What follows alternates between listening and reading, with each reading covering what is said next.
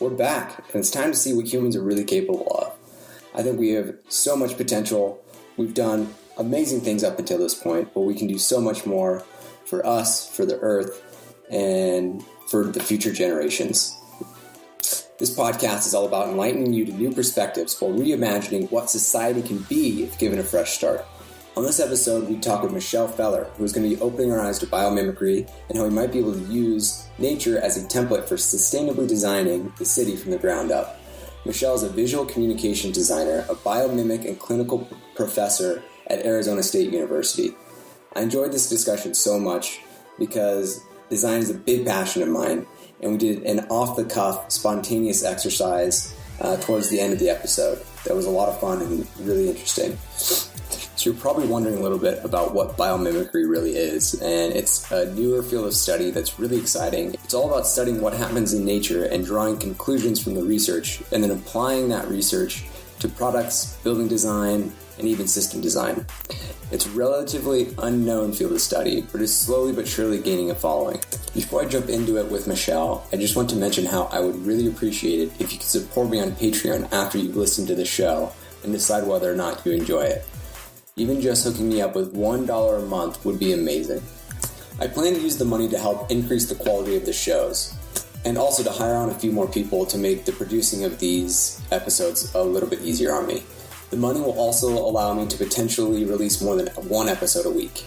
If you do support me on Patreon, you'll get some badass bonus content like me doing street epistemology, which is where I go out and talk to people on the street, or maybe in coffee shops, or potentially just at their apartment or my apartment, wherever, but I'm talking with them about their beliefs and why they have them. Once I do lock down a few sponsors, you'll get access to sponsorless episodes through Patreon and other cool stuff I happen to come up with once I grow the show a little bit more. So check it out at patreon.com/outofthecave. There will be a link in the show notes if you don't feel like remembering that. The last thing is, if you don't feel like donating money, I'd love you just as much, if not more, if you could just share this podcast with one friend you think might enjoy it, or leave a comment and or review. I really love feedback. It's how I get better. It's how I make these episodes as good as possible, and I want to provide the listener with the best experience I can.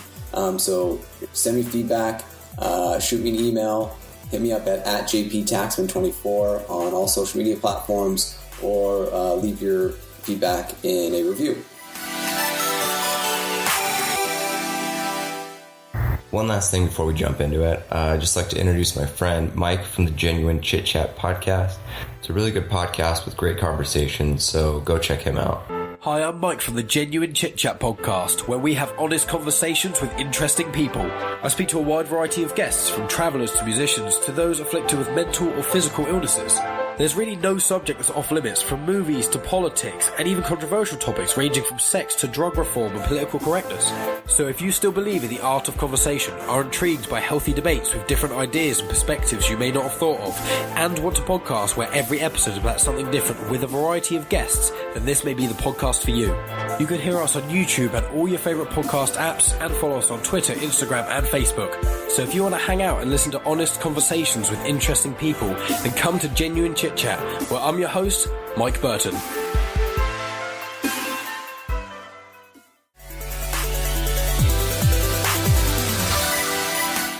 Let's now take our fifth step out of the cave with Michelle Feh.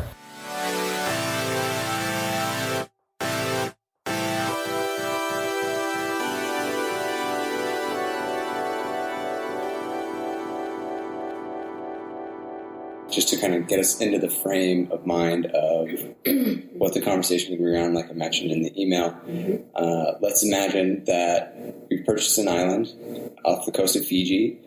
Our goal is to create an optimized society from a fresh start, meaning we're going to rethink the culture, economic structure, educational systems, government systems, and urban development, and, roughly everything, technology, et cetera, et cetera. I'm your client, and I'm able to pay you whatever amount it'll take to get the job done, right? To design the buildings and infrastructure using biomimicry. Just project. Right? Spectacular. Unlimited budget. That's the way to do it, right? Well, let's not get too crazy. Yeah. No, we'll keep it. We still got a budget a little bit. So we have obviously an island, and then whatever materials necessary to create the structures and design that we need, and we have the whatever team we need as well. And I kind of talk about that part because each conversation kind of needs a different set of materials to discuss, right? And like maybe when I'm talking about education, I'll say we have the people, the culture set up maybe in this way, right. But for biomimicry, we're kind of just able to start with an island, the foundation, and kind of build what we want. Yeah. So, what are some of the ways we could use biomimicry to design the city in a sustainable, cyclical way that will better life for the humans that live there and also the other living creatures in the area? Yeah. Well, that is an awesome attempt because you're starting from scratch, which means you have the local fauna and flora intact. So if this island has not been touched and it still has its own local residents, which are the organisms, the first thing that we could do is actually listen to them and study them to see how they live on that island, because they adapted to the specific climate, to the specific pressures that are on those islands. So that, Real quick, I'm sorry. Could you explain what fauna and flora are? Oh, yeah. For those who don't know. Yeah, so the great thing about this project is because we're starting from scratch on an island where we have fauna and flora, which is all the plants and all the animals, still intact. Let's presume that no human has touched the island yet. So we're able to go onto this island and we'll bring minimal materials with us and maybe a little tent and some water filtering systems and some food. But for the most part, the first step would be to actually listen and observe the local organisms, because they have adapted to that specific island over years.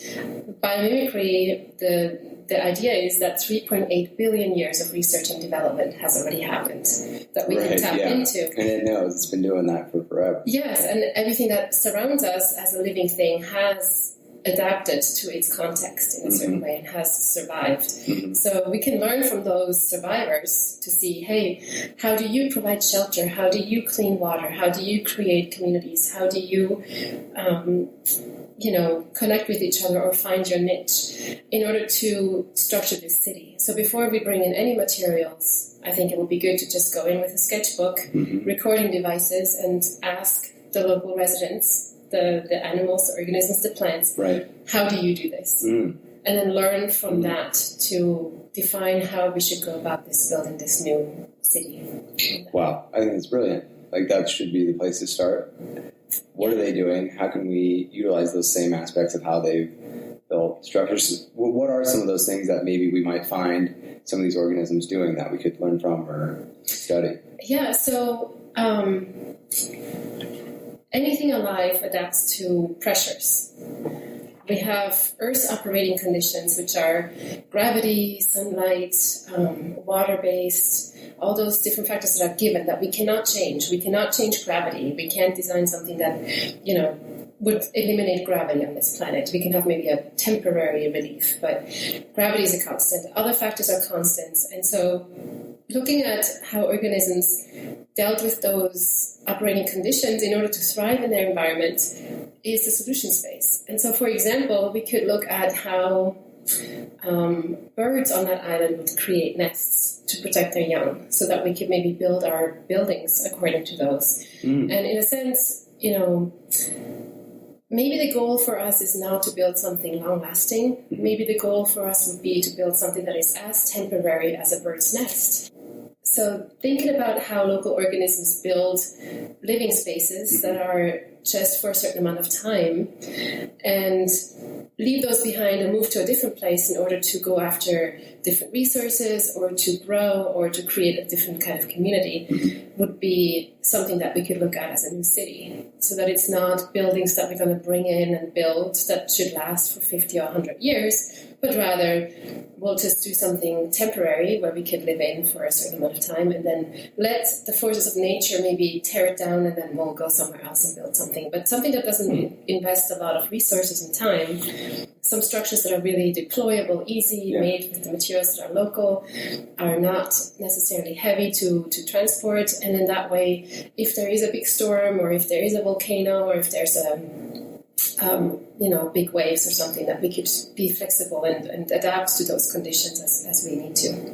Yeah, that'd be a very interesting way to build a city, is thinking about, okay, what's here, and how do these organisms use a lot of these materials already. And I think the idea of using the nest idea of how the birds, kind of build a nest and then they have their young there and then they move on is an interesting concept. And that could, kind of, if we adapt it to, human living, that could be interesting. You kind of have a space that you build where it's like meant for having children, let's say. Yeah, exactly. And it's like, this is where you raise children. It's designed specifically for raising children. And you do that there. And then once you're kind of the children have grown and left the nest, it's a refresh point for both of you, right? For, the couple and the children. It's like, now you move on to the next kind of stage in life and figure out where your next point of living might be. Yeah, and your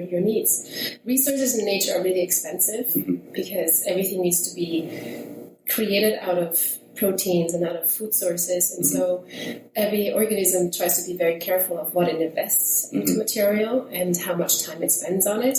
And it's just always the right amount of time and resources for what is needed. And so for us humans, it would be great if we could look to nature to learn about, or learn, let me rephrase this again. So for us humans, it would be great for us to learn from nature, asking nature, how do you do that, rather than learning about nature and then just doing it our way without having that connection between nature and us. So, I think that's where we messed up big now, right? Is we just think, oh, we can build this stuff. We have the ability. Let's build it because we like it. And then it's just destroying everything around us, which is great for us. But now, because we like, as our society, we love short-term thinking because long-term thinking is hard because you don't know and it's hard to plan out for that. And you're like, oh, this works really well now. We really like this. Let's have it. When we should maybe be like, well, let's really think how the long-term side effects could affect not even me at all, but the generation that's going to come after me. Because that's how I think society should think. Well, and one way to explain why it's hard for us to think long-term, there's this really great example to put it into perspective of how long we've been around compared to the planet. So there's 4.5 billion years of the planet formation. That happened 4.5 billion years ago. If we were to compress that down into one calendar year, human beings, or Homo sapiens, only have been around for 24 minutes.